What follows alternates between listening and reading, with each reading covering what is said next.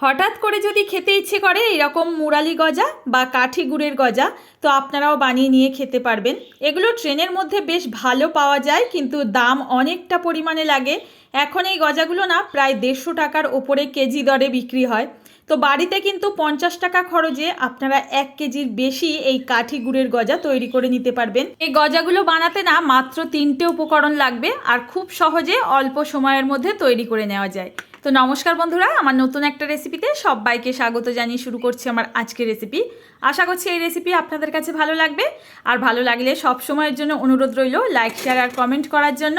আর যদি এখন হাতে সময় না থাকে, আপনারা এটা সেভ করে ফেলুন আর বাড়িতেই বানিয়ে ফেলুন এই রকম একদম অল্প উপকরণে অল্প খরচে এরকম দোকানের মতো কাঠি গজা। তাহলে চলুন রেসিপি শুরু করা যাক। আজকের রেসিপির জন্য প্রথমে নিয়ে নিতে হবে ময়দা। এখানে আমি প্রায় 2 কাপের মতো ময়দা নিয়েছি, ওই 350 থেকে 400 গ্রাম মতো আছে। এবার সামান্য একটুখানি লবণ দিলাম, লবণটা অবশ্যই বুঝে দেবেন। প্রথমে লবণ আর এখানে ময়দাটাকে আমি মিশিয়ে নিচ্ছি।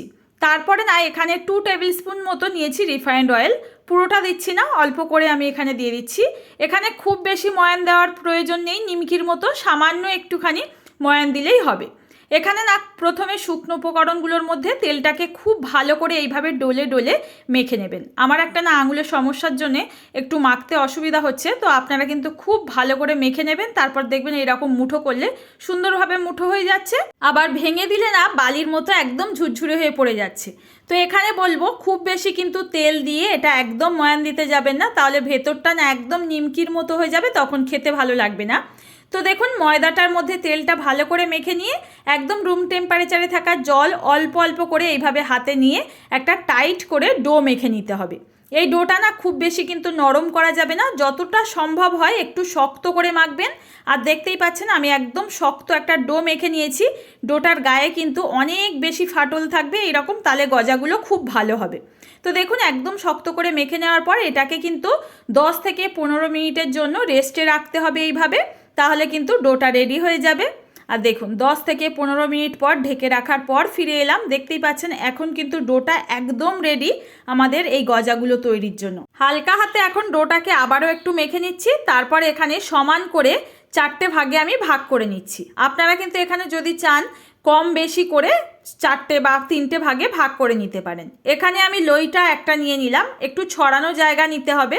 এখানে ছড়ানো জায়গায় নিয়ে এই লইটাকে রেডি করে নিলাম, তারপর হাত দিয়ে প্রেস করে ওপর থেকে সামান্য একটু ময়দা ছিটিয়ে ছিটিয়ে বেলে নেব। এখানে কিন্তু এর বেলাটা খুব বেশি পাতলা করা যাবে না, আবার খুব বেশি মোটা নয়। এটা কিন্তু রুটি পরোটার তুলনায় একটু মোটা করে বেলতে হবে।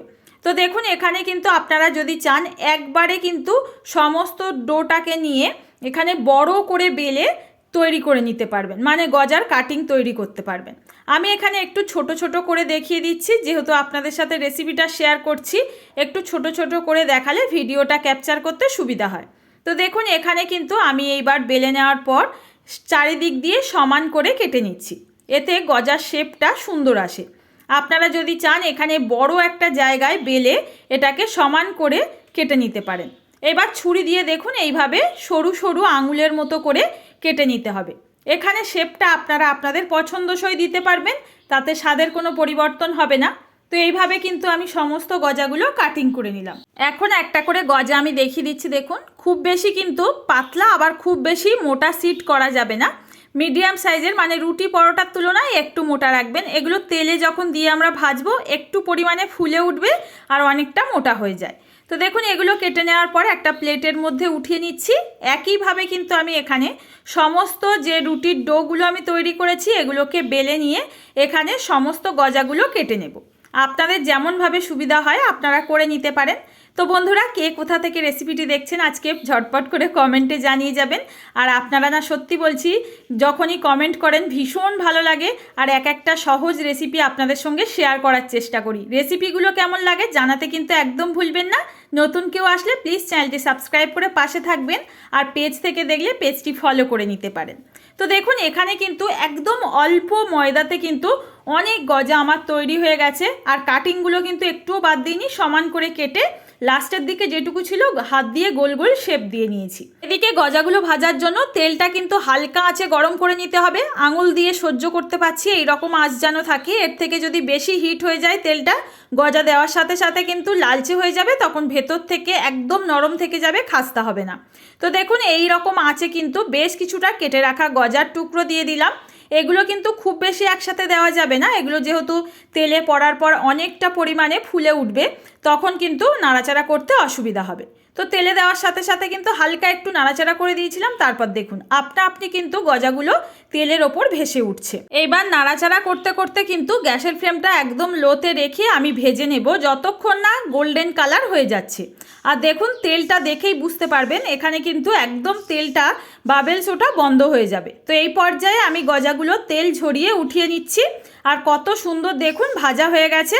এগুলো কিন্তু উঠিয়ে নেওয়ার পর আরও বেশ কিছু গজা আমার ভাজতে বাকি আছে, সেগুলো একইভাবে তেলের মধ্যে দিয়ে ভেজে নেব। এখানে আর বারবার করে দেখালাম না, এইভাবে কিন্তু আপনারা সমস্ত গজাগুলো একটু টাইম নিয়ে ভেজে নেবেন। এখন গজার জন্য গুড়ের পাক তৈরি করতে হবে।